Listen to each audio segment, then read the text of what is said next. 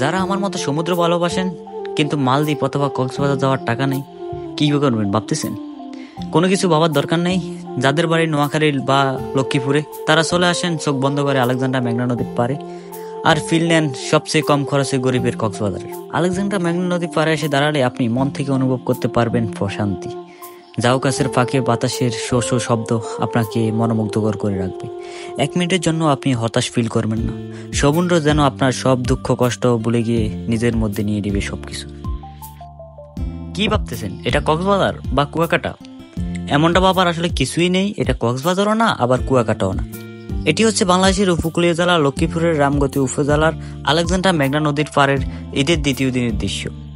ব্যস্ততার কারণে ভিডিওটি এত দেরিতে আপলোড দেওয়া হলো।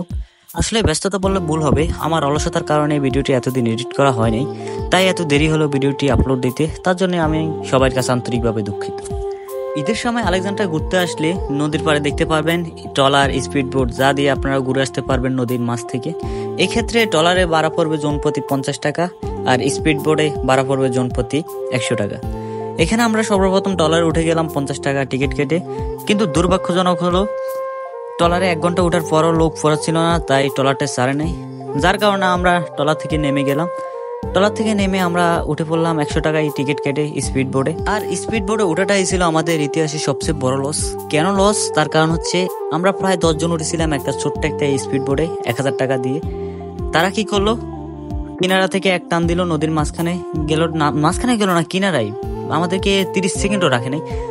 কিনারা থেকে ঘুরে এনে বলে আমাদের টাইম শেষ। এই যে ছোট্ট আপনারা দেখতে পাচ্ছেন, ছোট্ট এই স্পিড বোট করে আমরা গিয়েছিলাম।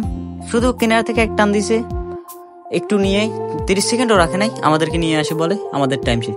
আমি বললাম ভাই, মানে 30 সেকেন্ডও রাখেন নাই আপনি, 1000 টাকা শেষ? বলে কিনা এরা স্টার্ট দিলে বলে 1000 টাকা শেষ। তো ওইখানে আর কথা বাড়াবাড়ি করি নাই, কারণটা হচ্ছে ওইখানে যারা ব্যবসা করে সবাই এক জোটে সিন্ডিকেট। যারা স্পিড বোর্ডে উঠবেন দয়া করে মোলামুলি করে উঠবেন ঈদের সময়, কারণটা হচ্ছে তারা কত সেকেন্ড রাখবে, কত মিনিট রাখবে, এই অনুযায়ী মোলামুলি করে দিবেন, না হয় কিন্তু আমাদের মতো একটা ধোঁকা খেতে হবে। স্পিড বোর্ডে সবচেয়ে বড় লস খাওয়ার পর আমরা চলে আসলাম কিনারায় এসে আরেকটা লস খাওয়ার জন্য প্রস্তুতি নিতেছি। এখানে 20 টাকা দিয়ে টিকিট কেটেছি, এটা সম্পূর্ণটা ফ্লাইতে পারলে 50 টাকা দেওয়া হবে। তো আমরা অনেকদিন পর এগুলা দেখে মজা করতেছিলাম। আর এখানে আমাদের বড় 2 ভাই ছিল, ওরা 2জন সর্বপ্রথম ট্রাই করতেছে 3টা, আর লাস্টে আমার জন্য একটা রেখেছে। দেখা যাক আমি পালাইতে পারি কিনা। ওরা 2জনই কিন্তু সর্বপ্রথম ব্যর্থ হয়েছে। এখন এসেছি আমি দেখি একটু হলেও পালানোর চেষ্টা করব, আশা করি একটু হলেও পড়বে। এখানে আমি বল হাতে ঘুরিয়ে একটু ভাব নিয়েছিলাম, কারণ আগে থেকে বল খেলার অভিজ্ঞতা আছে। এখন শুট করব, দেখি স্টাম্প শিওর করতে পারি কিনা। 1 নিমিষে সবকটা স্টাম্প প্লে দিয়েছি, আর শুধু 2টা স্টাম্প দাঁড়িয়েছিল, যার কারণে আমি গেমে জিততে পারিনি। আর আমার হাতে ছিল একটাই চান্স, ওনারা আগে 3টা চান্স নষ্ট করেছে। যদি ওই 3টা চান্স নষ্ট না করতো আমি হয়তো আজকে ম্যাচটা উইন হতাম।